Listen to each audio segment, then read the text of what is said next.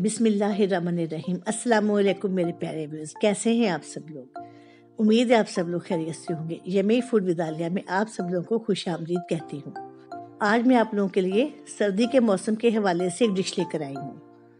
मैं आप लोगों के लिए फ़िश करी की रेसिपी लेकर आई हूँ, जो एक मील तो है ही है, लेकिन साथ साथ एक बहुत ही अच्छी रेमेडी भी है जो आपको सर्दी से और नज़ला ज़ुकाम से बचाएगी। ये आपके इम्यूनिटी सिस्टम को बहुत ज़्यादा बेहतर कर देगी। फिर अपनी रेसिपी स्टार्ट करते हैं, जो कि एक बहुत ही मज़ेदार खाना तो है ही है, साथ में ही बहुत ही मज़ेदार सी दवाई भी है। रेसिपी स्टार्ट करते हैं, बिस्मिल्लाह करते हैं।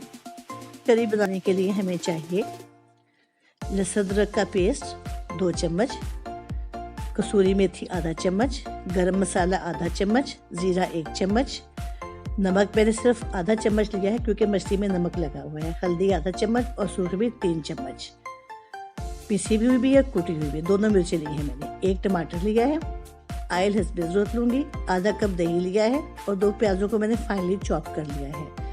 मछली तकरीबन 2.25 किलो की एक मछली थी, इसे सफाई के बाद मेरे ख्याल शायद 1.5 किलो रह गई होगी।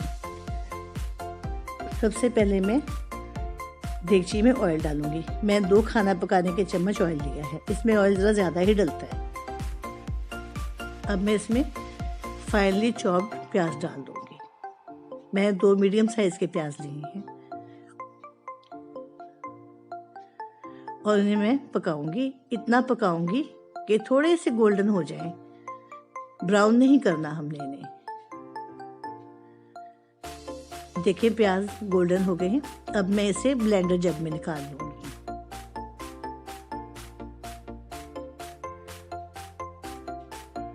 साथ ही मैं इसमें 1 टमाटर डाल दूंगी और साथ ही इसमें मैं आधा कप दही भी डाल दूंगी और इसे अच्छी तरह से ब्लेंड कर लूंगी। जैसे सब चीजें ब्लेंड हो जाएंगी, मैं दोबारा इसे ऑयल में डाल दूंगी।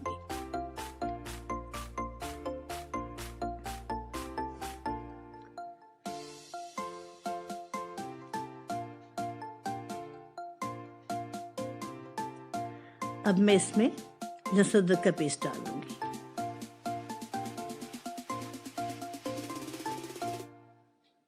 और साथ ही मैं इसमें सारे मसाले यानी कि नमक, कुटी मिर्च, पिसी मिर्च, हल्दी, गरम मसाला और ज़ीरा भी डाल दूंगी और इसे भूनूंगी। मैं इसे छींटा दे देकर भूनूंगी। इसे काफ़ी भूनना है ताकि मसाला अच्छी तरह से पक जाए।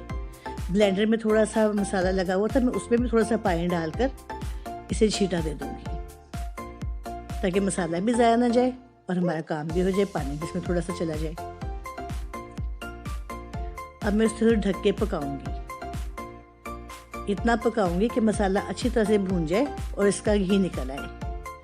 देखिए मसाला कितना खुश शक्ल बना है, कितनी खूबसूरत शक्ल आएगी मसाले की। अब मैं थोड़ी देर और भूनूंगी।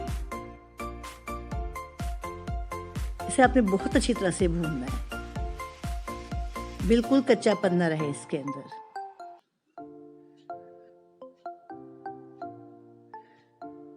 थोड़ा सा छींट और दे दें आप इसमें बेशक।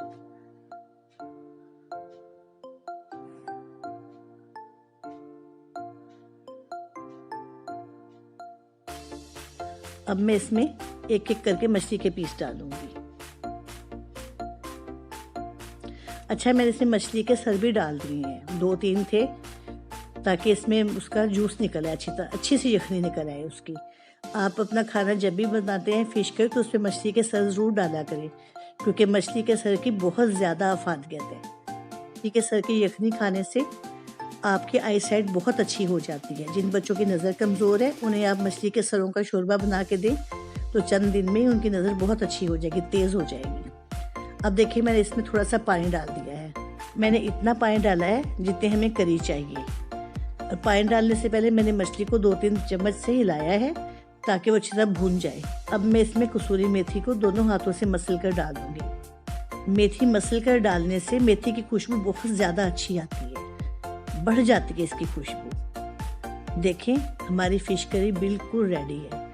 मैंने इसमें इतना सा पानी डाला कि थोड़ी सी करी रही, बहुत ज़्यादा लंबा शोरबा मैंने इसमें नहीं लगाया। अब मैं इसमें थोड़ा सा हरा धनिया डाल दिया है माशाल्लाह बहुत ही खूबसूरत फ़िश करी बनी है। देखिए ये है हमारी फ़िश करी की फाइनल लुक।